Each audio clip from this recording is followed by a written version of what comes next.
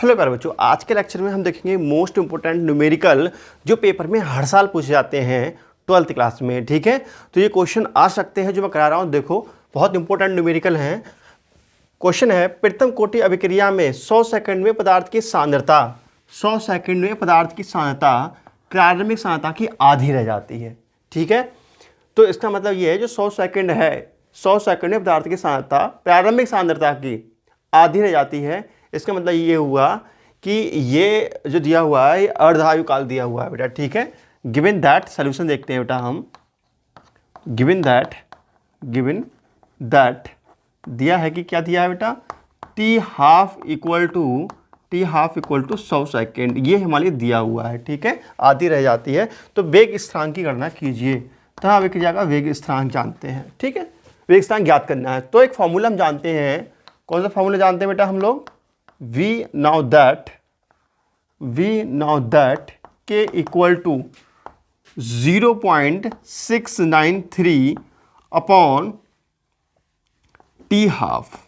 ये फॉर्मूला जानते ही ना हम लोग, टी हाफ, या इसको हम टी 0.5 से भी प्रदर्शित कर सकते हैं। तो देखो वैल्यू फिट कर देते हैं फटाफट। तो K equal to 0.693 upon T half की वैल्यू कितनी दे रखी है? 10 सेकेंड, 10 नहीं 100 सेकेंड है। ठीक है, तो इसको हम लिख सकते हैं, या इसको हम इस प्रकार लिख सकते हैं 0.693 अपॉन 10 टू द पावर -2। ठीक है, 10 की पावर 2 हो जाएगी, ऊपर जाकर -2 हो जाएगी। या इसको थोड़ा सा और अच्छे रूप में लिखना चाहो तो ऐसे लिख सकते हो 6.93 गुणे 10 की घात। देखो, जब हमने इसकी वैल्यू को बढ़ाया है, पॉइंट इधर लेके गया तो वैल्यू बढ़ गई, तो यहाँ पे घटा दो तो आ जाएगा 10 के साथ -3। ठीक है, और वेग स्थिरांक का मात्रक क्या होता है? वेग स्थिरांक का मात्रक होता है सेकेंड की पावर -1। ठीक है, ये प्रथम कोटि अभिक्रिया का वेग स्थिरांक का मात्रक होता है। तो ये इसका आंसर हो गया। ऐसे क्वेश्चन बहुत आते हैं। दूसरा क्वेश्चन देखो इसी टाइप का। देखो, प्रथम कोटि अभिक्रिया के लिए टी हाफ की वैल्यू इतनी दी गई है। ठीक है, तो इसका वेग स्थिरांक ज्ञात कीजिए। तो देखो बेटा, वी नाउ दैट एक फॉर्मूला जानते हैं हम लोग। क्या जानते हैं?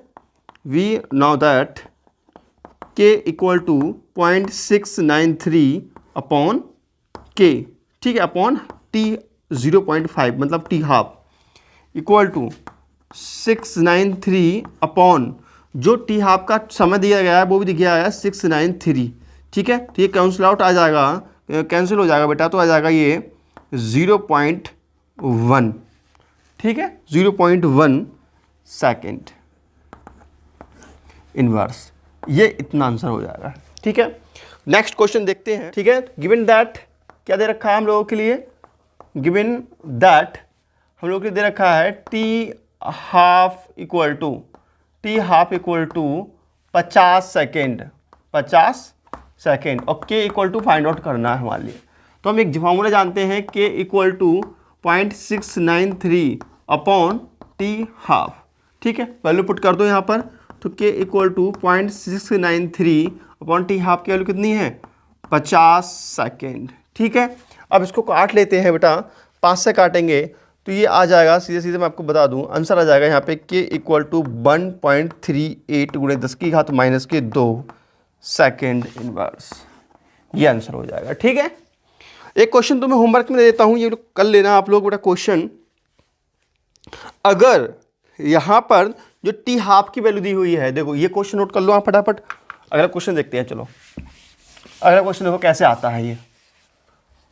अगर यहाँ पे 40 सेकंड दिया जाए, ठीक है, टी हाफ के 40 सेकंड दिया जाए, तो इसको के का मान आएगा 1.73। ठीक है, 1.73 गुणे 10 की घात -2 सेकेंड की पावर -1। ये आंसर आएगा। सॉल्व करके देख लेना आप लोग। ठीक है बेटा, हो गया। क्वेश्चन नोट कर लो फटाफट। अगला क्वेश्चन देखो। अगले क्वेश्चन में यहाँ पे अगर हम 60 लिख देंगे, 60 सेकंड दिया जाए, ठीक है, तो इसका जो के का मान आएगा, के इक्वल टू 1.15 गुणे 10 की घात -2 सेकेंड की पावर -1।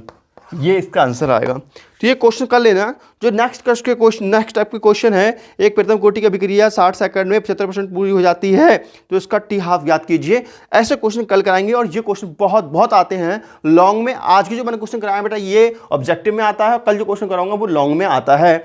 वीडियो चाहिए कर दिया लाइक, प्यार से कुछ कमेंट। तो मिलते हैं कल नेक्स्ट वीडियो। तो नमस्कार, जय हिंद, वंदे मातरम, बाय बेटा।